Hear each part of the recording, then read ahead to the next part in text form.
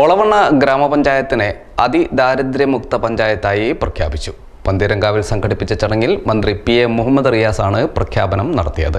ചടങ്ങിൽ ലൈഫ് ഭവനങ്ങളുടെ താക്കോൽ കൈമാറി. ഇടതുപക്ഷ ജനാധിപത്യ മുന്നണിയുടെ സർക്കാർ 2021 വീണ്ടും ശ്രീ പിണറായി വിജയൻ നേതൃത്വത്തിൽ അധികാരത്തിൽ വന്നു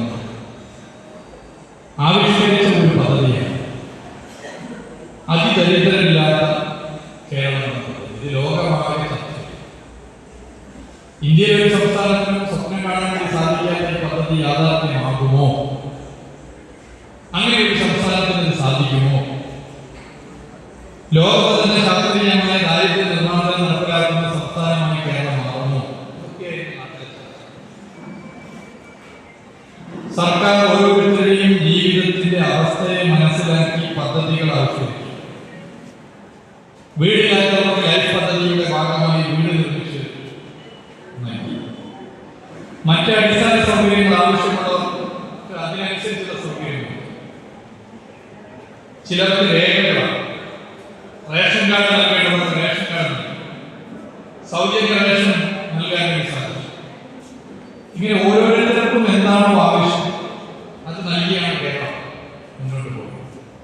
അങ്ങനെ ഇന്ത്യയിൽ ആദ്യമായി ഈ കേരളപ്പിറവിതമായ നവംബർ 1 പ്രഖ്യാപനം വരാൻ വേണ്ടി പോകുന്നു.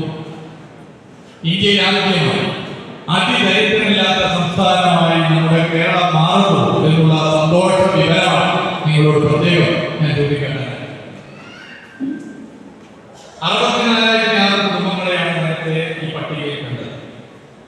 53,027 കുടുംബങ്ങളെ 83% അതിദരിദ്രത്തിൽ നിന്നും മുക്തരാക്കുവാൻ നമുക്ക് ഇപ്പോൾ തന്നെ സാധിച്ചു. മറ്റുള്ളവരെ അതിദരിദ്രത്തിൽ നിന്നും മുക്തമാക്കുന്നതിനുള്ള പ്രവർത്തനങ്ങൾ നടന്നുവരുന്നു. ഇവിടെയാണ് ഒളവണ്ണ ഗ്രാമപഞ്ചായത്ത് മാതൃകയാകുന്നത്. സർക്കാർ മുന്നോട്ട് വെച്ച ഈ കാര്യങ്ങൾ നടപ്പിലാക്കുന്ന തദ്ദേശ സ്വയംഭരണ സ്ഥാപനങ്ങളിൽ ഒളവണ്ണ ഗ്രാമപഞ്ചായത്ത് മാതൃകയായി അതിദരിദ്രമില്ലാത്ത പഞ്ചായത്തായി ഒളവണ്ണ പഞ്ചായത്ത് മാറി എന്ന സന്തോഷ വിവരം നിങ്ങളോട് പ്രത്യേകം പങ്കുവെക്കാൻ ഞാൻ ആഗ്രഹിക്കുന്നു.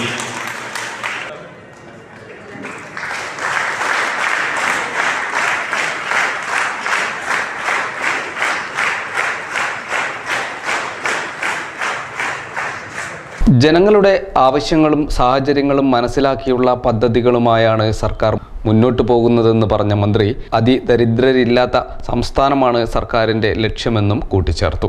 പന്തീരങ്കാവ് ശ്രീകൃഷ്ണ മന്ദിരത്തിൽ രാവിലെ 10 മണിയോടെയാണ് ചടങ്ങുകൾ ആരംഭിച്ചത്.